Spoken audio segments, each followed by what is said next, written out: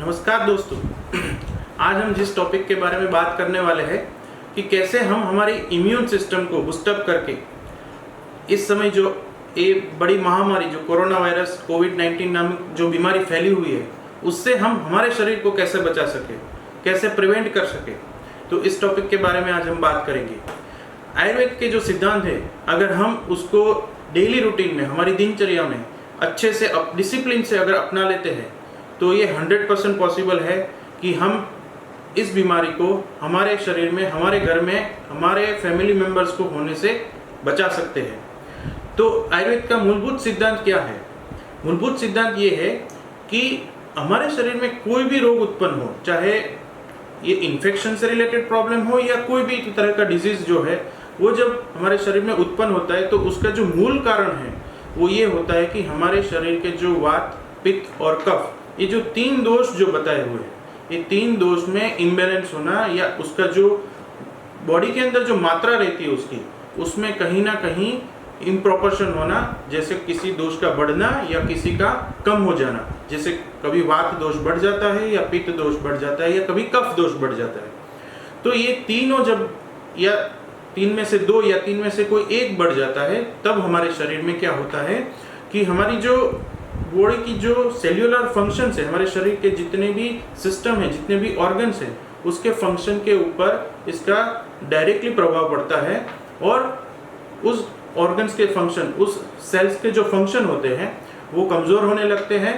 जैसे अगर समझो कि वात, पित्त और कफ हमारे शरीर में बहुत ज़्यादा बढ़ जाता है और अगर हमारा इम्यून सिस्टम जो है उससे प्रभावित होता है तो क्या होता है कि हमारे शरीर के अंदर जो श्वेत कण है या फिर प्लेटलेट्स है या फिर जो रेड ब्लड सेल्स है या फिर हीमोग्लोबिन जो है, उसके जो सेल्यूलर फंक्शन है वो धीरे धीरे कमज़ोर हो जाते हैं। और क्या होता है कि इम्यून रिस्पॉन्स जो है वायरस या बैक्टीरिया के इन्फेक्शन के ऊपर वो बहुत कमज़ोर पड़ जाता है। और इम्यून रिस्पॉन्स कमज़ोर पड़ता है तो क्या होता है, वायरस और बैक्टीरिया ये सब जो है हमारे शरीर में हावी हो जाते हैं और फिर बुखार वगैरह सिम्टम्स स्टार्ट हो जाता है।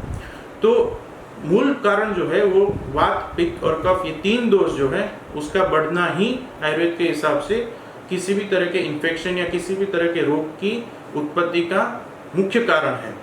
तो ये वात, पित्त और कफ क्या है और अगर वो बढ़ते हैं तो शुरू में हमको क्या सिम्टम्स हमारे शरीर में देखने को मिलते हैं, इसके बारे में हमको जानना पहले आवश्यक है। फिर मैं उसके बारे में आगे उसके उपाय भी बताऊंगा कि हम कैसे इस वात, पित्त और कफ को बैलेंस में रख के हमारे इम्यून सिस्टम को बूस्टअप कर सकते हैं और हमारे शरीर में एक ऐसा संरक्षणात्मक कवच, प्रिवेंटिव शील्ड बना सकते हैं ताकि ये जो कोरोना वायरस वगैरह जो भी इन्फेक्शन, और आगे भी ये कोई एक ऐसा वायरस नहीं कि अभी आ गया और चला गया, ऐसे और भी वायरस आगे हमारे लाइफ में कभी हमको और भी देखने को मिल सकते हैं। तो इस तरह के जितने भी वायरस, बैक्टीरिया जो है वो हमारे शरीर को कुछ भी नुकसान ना पहुंचाए, कोई भी डिजीज उत्पन्न ना करे, उस तरह का हमको एक प्रोटेक्टिव शील्ड बनाना है। उसके उपाय मैं आगे आपको बताऊंगा। तो पहले हम ये जान लेते हैं कि ये वात, पित्त और कफ, ये तीन दोष जब बढ़ते हैं तो उसके क्या क्या सिम्टम्स हमको शरीर में देखने को मिलते हैं। तो जब वात दोष बढ़ता है हमारे शरीर में तो 7 तरह के लक्षण हमारे शरीर में पाए जाते हैं। जो पहला लक्षण है उसका वो ये है कि ड्राइनेस और रफनेस हमारे शरीर के किसी भी पार्ट में, चाहे वो मुंह में हो या स्किन पे हो या आंख में हो, सबसे पहला जो सिम्टम्स उसका होता है वो ड्राइनेस होना या हमारा मुंह जो है वो कड़वा हो जाना। उसकी वजह से मुंह में कभी कड़वापन टेस्ट हमको फील होता है। दूसरा जो सिम्टम होता है वो है ट्रेमर्स आना या फिर हाथ कांपने लगना या पैर में ऐसे कंपन होना, उसको शिवरिंग भी कह सकते हैं हम, चाहे कारण कोई भी हो, पर वात दोष जब बढ़ता है तब ये कंपन का भी प्रॉब्लम जो है वो सिम्टम्स वो देखने को मिलता है। तीसरा जो सिम्टम है वो पेन है। हमारे शरीर में कहीं पर भी किसी तरह का दर्द, चाहे उसका वो डिजीज कोई भी हो, चाहे आर्थराइटिस से रिलेटेड हो या और कोई भी डिजीज हो, पर अगर दर्द, पेन अगर सिम्टम्स पाया जाता है तो उसके मूल कारण जो है वो वात दोष का बढ़ना ही है। चौथा जो सिम्टम है वो ये है कि हमारे शरीर का वजन कम होना, हमारे शरीर का जो बॉडी का वेट है वो धीरे धीरे ग्रेजुअली कम होते जाना, ये भी वात दोष बढ़ने का ही सिम्टम है। चौथा जो पांचवा जो सिम्टम, ये चौथा हो गया, पांचवा जो सिम्टम है वो ये है कि जब वात दोष बहुत बढ़ जाता है और अगर हमारे सिर पे चढ़ जाता है तो ब्रेन फंक्शन जो है, हमारा जो दिमाग के जो सेल्स है उसके जो फंक्शन है उसको वो डिस्टर्ब कर देता है। तो उसकी वजह से क्या होता है कि स्लीप जो नींद जो है वो बिल्कुल ही नहीं आती है, या अगर आती भी है तो शायद 1 या 2 घंटे ही आएगी, और उसके साथ डिप्रेशन फील होना या मानसिक तनाव फील होना, ये भी वात दोष बढ़ने का ही लक्षण है। छठा लक्षण क्या है, जब वात दोष बढ़ता है तो हमारे शरीर में कमजोरी सी फील होती है, बहुत शरीर जो है वो हमारा टायर्ड फील होता है, थोड़ा भी काम कर लिया टायर्ड हो जाते हैं, थक जाते हैं। तो ये भी एक सिम्टम, वीकनेस, कमजोरी जो है वो वात दोष बढ़ने के कारण ही है। 7वां जो सिम्टम है वो ये है कि मैंने आगे भी बताया कि वात दोष जो है वो ड्राइनेस और रफनेस का काम करता है। तो जब हमारे इंटेस्टाइन में, जो हमारा लार्ज इंटेस्टाइन होता है, वहाँ पे क्या होता है कि जो मल को सरकाने वाली, ऑयलिंग करने वाली जो ग्लैंड्स होती है वो सूख जाती है वात दोष बढ़ने के कारण। तब क्या होता है कि मल जो है वो भी सूख जाता है और मल जो है वो आगे सरकता नहीं है, और उसकी वजह से क्या होता है कि पेट खुल के साफ नहीं आता है और कब्जियत फील होती है। कब्जियत होने के बाद क्या होता है कि पेट जो है वो फूल जाता है, गैस जो है वो ऊपर चढ़ती है, बार बार डकारे आती है। तो ये जो सिम्टम है वो वात दोष बढ़ने के 7 लक्षण मैंने बताए। पित्त दोष जब बढ़ता है शरीर में तो क्या होता है, उसके 5 लक्षण हैं।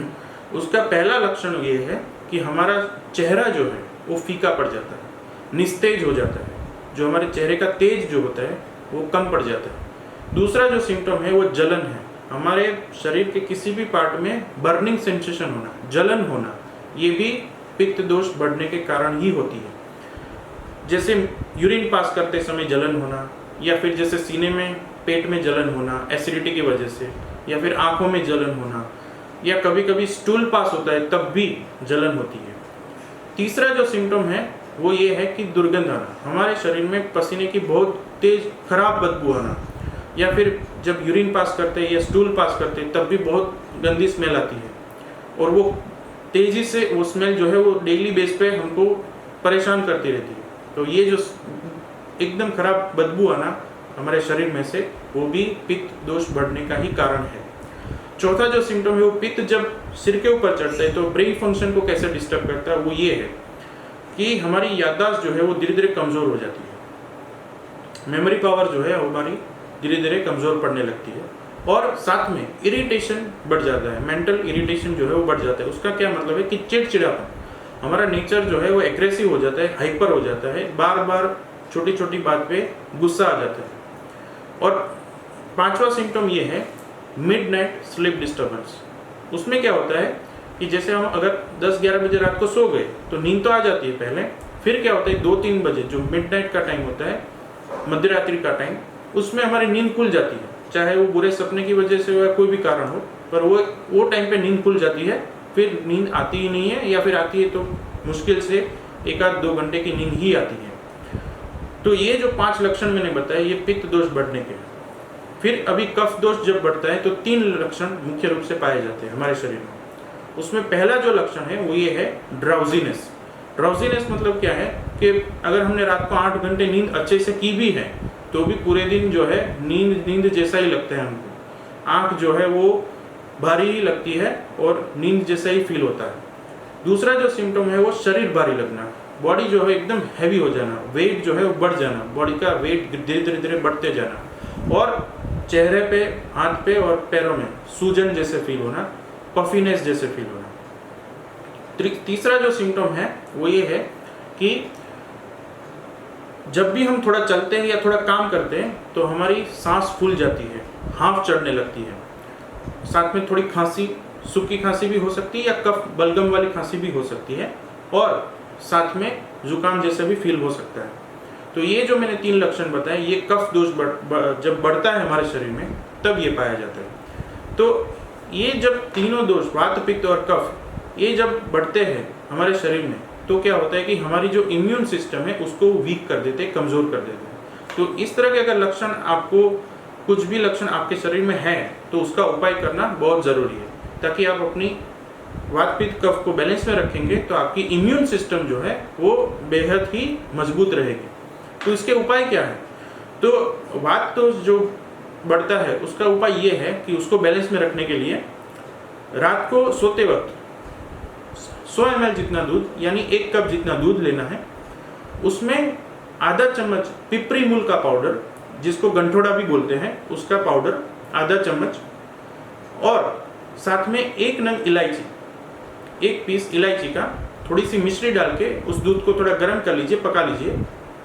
फिर जब वो दूध थोड़ा गुनगुना हो तब उसमें 1 चम्मच कैस्टर ऑयल, अगर कैस्टर ऑयल नहीं है, या कैस्टर ऑयल का मतलब है रेडी का तेल या दिवेल भी बोलते हैं उसको, अगर वो कैस्टर ऑयल नहीं है तो गाय का घी थोड़ा गर्म करके 1 चम्मच डाल के पी लेना है। ये वात दोष को बैलेंस में रखने के लिए प्रयोग है। अभी पित्त दोष जो है उसको बैलेंस में रखने के लिए क्या करना है, इसके लिए 3 चीज करनी है हमको। पहला जो है वो पूरे दिन में 4 लीटर पानी पीना है। उसको कैसे पिएंगे, हर 1 घंटे में 1 गिलास पानी पीना है, तभी हमारा पित्त दोष जो है वो बैलेंस में रह सकता है। दूसरा प्रयोग क्या करना है हमको कि सुबह उठ के 6 से 7 बजे के बीच में जो सूखी काली वाली मुनक्का, काली द्राक्ष जो जिसको बोलते हैं, उसको 20 दाना जो है वो पानी में भिगो देना है।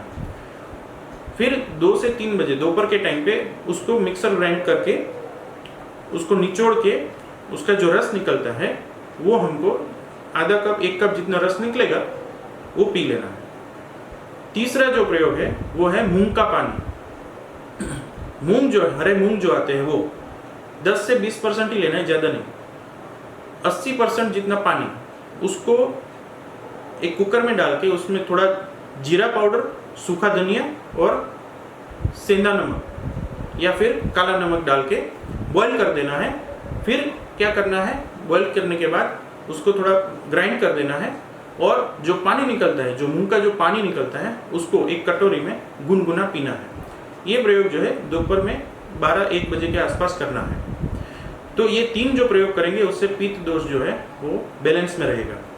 अभी कफ दोष के लिए क्या करना है, जो हल्दी आती है, सूखी वाली हल्दी जो हम मसाले में यूज करते हैं, वो सुबह उठ के 1 चम्मच हल्दी का पाउडर, आधा चम्मच सौंठ का पाउडर और 1/4 चम्मच काली मिर्च का पाउडर, उसको 1.5 गिलास पानी में भिगो देना है 15-20 मिनट और फिर उसको बॉईल करना है, गर्म करना है, आधा पानी अवशेष रह जाने के बाद। तो 1 कप जितना बचेगा उसको गुनगुना पीना है। उसके ऊपर 8 से 10 पत्ते तुलसी के, अगर तुलसी के पत्ते नहीं है तो 4 से 5 पत्ते पुदीने के उसके ऊपर चबा लेना है। तो ये जो मैंने प्रयोग बताया है, वात दोष के लिए पिपरी मूल या गंठोड़ा वाला दूध पीना है, उसमें कैस्टर ऑयल या गाय का घी डालना है। पित्त दोष के लिए मैंने जो 3 प्रयोग बताए उसमें पहला जो है वो पानी को पीना है, तीसरा जो मैंने बताया वो काली द्राक्ष मुनक्का का जो रस है वो पीना है, तीसरा जो मैंने बताया मूंग का पानी। ठीक है, तो ये प्रयोग और कफ के लिए जो मैंने बताया कि हल्दी, सौंठ और काली मिर्च जो है उसका काढ़ा और उसके साथ तुलसी के पत्ते या फिर पुदीने के पत्ते चबा के खाना, इतनी चीज आप करेंगे। और साथ में मानसिक संतुलन को बनाए रखने के लिए आप याद रखिएगा कि मानसिक संतुलन भी बेहद जरूरी है इस समय में हमको बैलेंस रखना। उसके लिए मिनिमम 15 मिनट सुबह में और 15 मिनट शाम को अनुलोम विलोम प्राणायाम करना है। तो इतनी जो मैंने आज चीज़ बताई, इतनी चीज़ आप करेंगे, ये 15 दिन, 20 दिन, 1 महीने तक आपकी इम्यूनिटी 100% बूस्टअप होगी और आपको किसी भी तरह के वायरस का इन्फेक्शन होने के चांसेस जो है वो बेहद कम या ना के बराबर होंगे। ठीक है, तो आज के वीडियो में हम इसी से हम समाप्त करते हैं। आपने मेरी बात सुनी और ये जितना भी मैंने आपको बताया इसको आप 100% डेली रूटीन में फॉलोअप करिए, डिसिप्लिन से फॉलोअप करिए। आपको इसका इफेक्ट 10 से 15 दिन में खुद अपने बॉडी में दिखने को मिलेगा और आपकी इम्यूनिटी बहुत स्ट्रांग हो जाएगी। ठीक है, तो आज के लिए इतना ही। धन्यवाद, शुक्रिया।